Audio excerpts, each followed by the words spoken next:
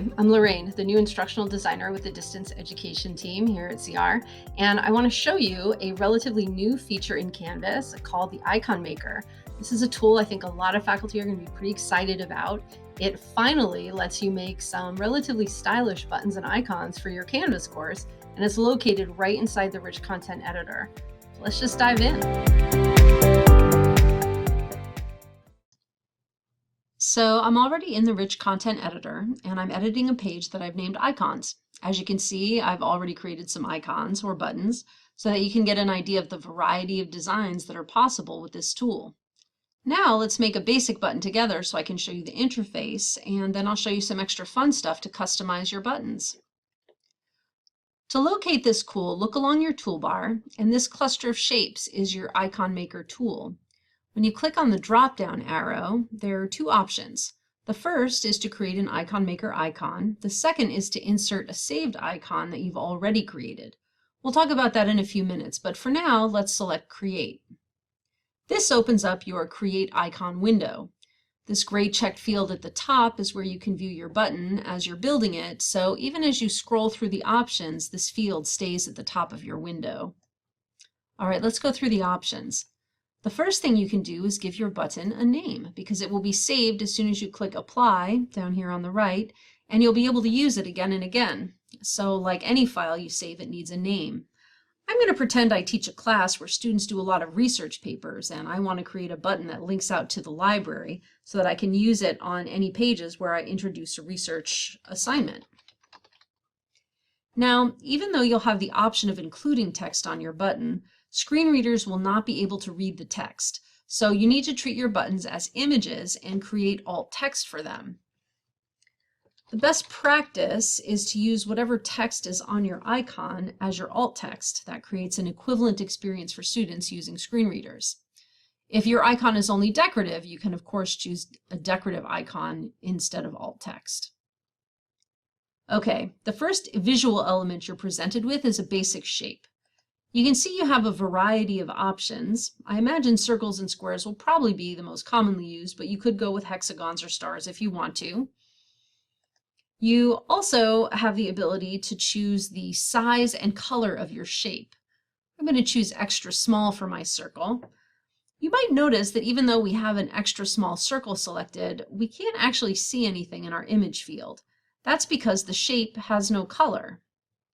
Now, these are the preset colors available, but once you select any of these colors, I'll select white, you'll be able to enter in the hex code for any color you want. We'll come back to that. The next visual element is a shape outline. You can choose to have no outline, which we have right now. A small outline will give you a thin border, and a large outline will give you a much thicker border.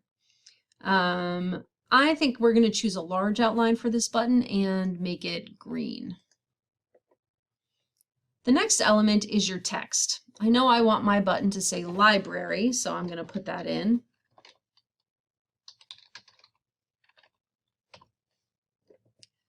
I can also choose the size of my text. We'll choose medium for this icon. Maybe we'll choose large. That looks a little more balanced. Now, you can also choose to put a background behind your text. This can help make it more readable depending on the icon design and your color choice. So, for example, if I make my text green, I feel like that's a little bit hard to read. But if I make a green background with white text, I feel like that's a little easier. The last thing I can do with my text is decide where it's going to live. Right now you have three options. You can choose in the middle, you can choose the bottom third, or you can choose below. For this icon, I'm going to choose bottom third because I like the way it looks extra connected to my circle graphic, and in general I like the look of the bottom third placement when I use a background for my text. The last option is to add an image to your button. Right now, no images are selected, and I could be done with this button as it is, but I used a white circle with a strong outline because I knew I wanted to add an image here. You have some preloaded images from Canvas, both single color and multicolor. You can also upload images to your files and then select them here, or upload an image directly from your hard drive. I'll talk more about uploading images shortly, but for now, let's pick a preloaded image. you can see there's not a ton of options here, and I'm actually not seeing anything here that I want to use. So I'm going to go back to the single color image. And here is a library image that is going to work for me. So I'm going to select that. When you select a single color image, you then have the option to change its color. This won't be an option if you choose a multicolor image. I'm going to choose green to keep my icon monochromatic, and I think that's done. So I'm going to click apply. And you can see that my icon appears right where my cursor was. Now, if after looking at it for a while, I decide, you know what, I want to move the text or I hate this color, all I have to do is click on the icon, choose Edit Icon, and it opens up an Edit Icon window that offers me all the same options I just had in the icon creator.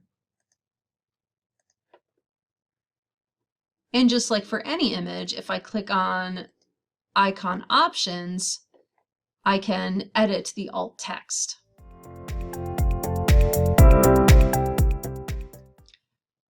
Once you've created a button, you can use it anywhere in the course in which you created it. Here I'm editing a completely different page, but when I go to my icon maker on the toolbar and select Saved Icon Maker Icons, all of the icons I've made pop right up. I just have to click one, and it will appear right where my cursor is located. We can X this out. Now, once you have your icon, you link it just like you link anything else in Canvas. You highlight it, go up to Links. We're going to do an external link for this one because we wanted to link out to the library. And voila! I now have an active library button on my page. Now, if you want to use your buttons in another class, you can easily make a page with all your buttons on them, like I did with this icon page, and you can use the Copy To feature, either here, and then enter a class you would like to move it into. We're going to do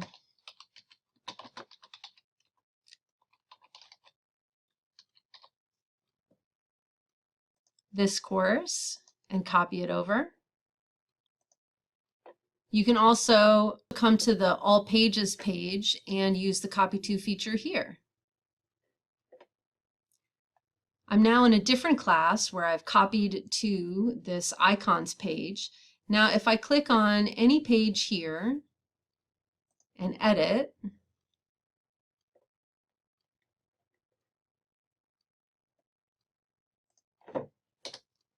when I go to the Icon Maker tool and click Saved, all of the icons that were on that page appear for me, and I can use them here as well.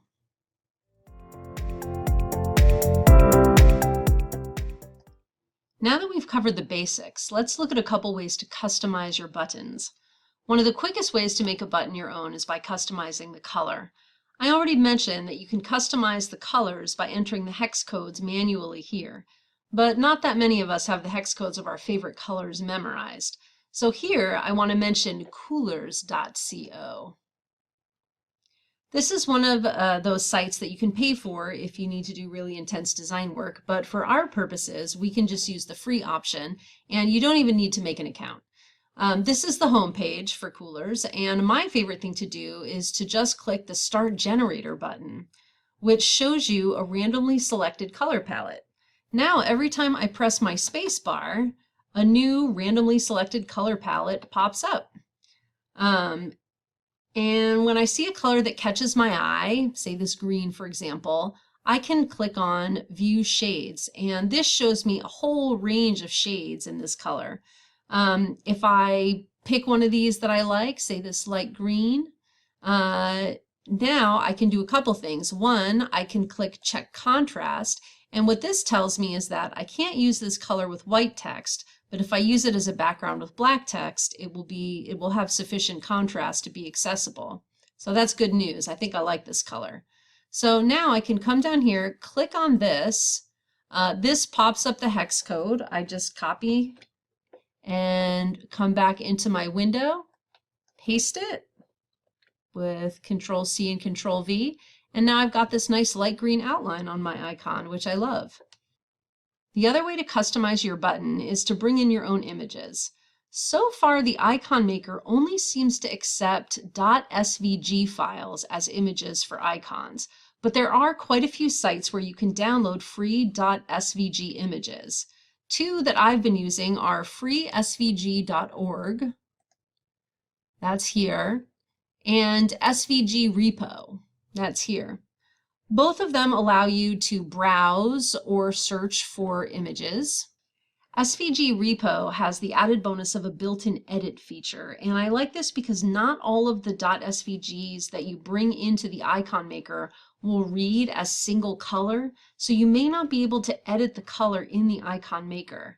But with SVG Repo, you can edit the color before you even download it. So I'm going to search for an icon here. We're going to take this little house for a home button. You can see edit vector. This is your edit feature. And I'm going to plug in that light green color that I like so much. And then I click export. And because I'm on a PC, I know that that's going to go right to my downloads folder. So I can go right back to my Icon Maker, right back to my images. I can get rid of this image. I can upload an image, go right into my download folder, click open. Here it is. I click submit. This allows me to change the rotation or the size. Right now it only really makes me let it get bigger. It doesn't let me make it smaller, unfortunately. So we click save and it's popped right up into my window. So now that you have more flexibility around your colors and image choices, the possibilities are really wide open. That's our tutorial on the new Icon Maker feature in Canvas. I can't wait to see what you come up with.